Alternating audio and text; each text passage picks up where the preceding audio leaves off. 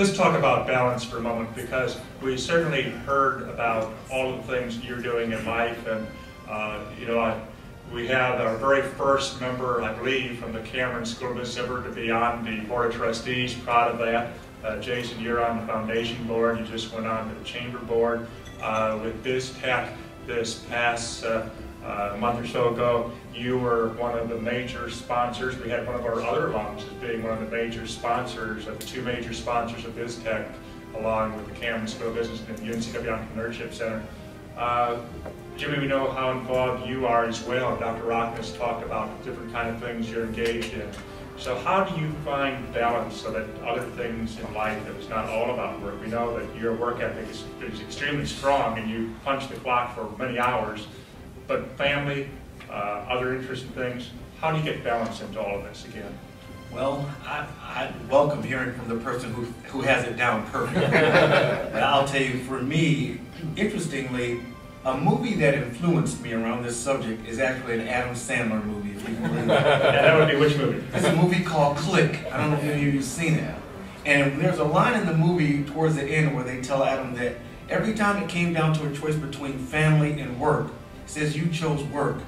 And that touched me and just has guided a lot of my decisions. And so one of the things that a lot of you that are out there are parents realize is that I guess you never stop raising your kids. I thought there was a cutoff point, and I'm finding out that point doesn't exist. And so I still get calls and other things and crises that come up with them. And I come to that same decision juncture. I'm like, okay, is this something that work has to take priority? Because we know that some things we just have to do, but other things, it really is like, well, I could put that off and put family first. And so I just kind of use that as a decision criteria. I stop, I think, I was like, and then if I'm not in a meeting or something urgent, I'll take the call from one of my children or respond to the email or go out and do something for them or fly out to see them or handle that before I'll handle business or other things. And then, of course, in the book, The 7 Habits of Highly Effective People, Stephen Covey talks about sharpening the saw. So I get up and do my workouts in the morning to try to get them out of the way before I start the day and try to get balance there. And so it's just a matter, I guess, of having your own internal algorithm around what your priorities are. And I try to get it right every day, but don't claim to be the one that has it down perfectly. Carlton? I got to use my father as the example. It's not going to be what you think it's going to be. His generation, and he in particular, that's all he knew was work. He never had any hobbies. And I saw that lacking. I mean, he doesn't sleep well. He just is constantly thinking about work. And thank God he still comes to the office every morning.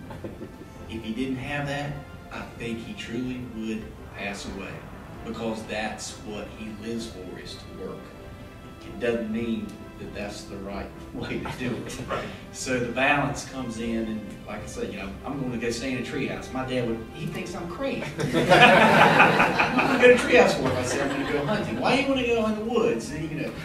He can't connect with relaxing and just leaving it at the office. So it is a real balance that you have to have, and if you don't get it, I can show you what happens. Jason? In my line of work, I manage money and I also do financial planning. And I've decided to luckily stay in Wilmington and make a living. And part of that is based on the one-on-one relationships with my clients. And when I start a planning relationship, I have something called a blueprint that I give to them. And it ranks your priorities in life.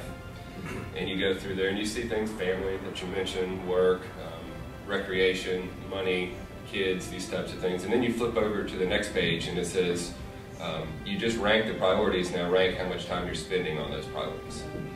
And so with that reflection, it allows you to really prioritize what's important to you. I think that part of what you do is you create an identity.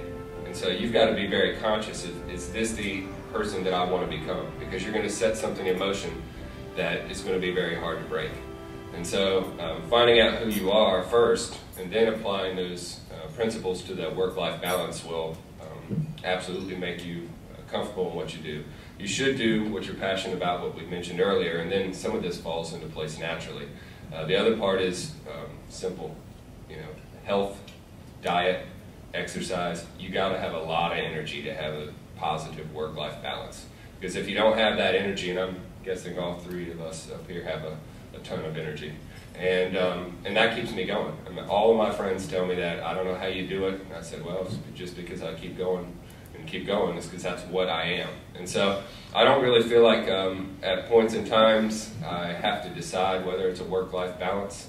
Other times I do. And sometimes it's just who I am. Now, if my wife was asked that, she may have a different perspective on that, but luckily she lets me be me.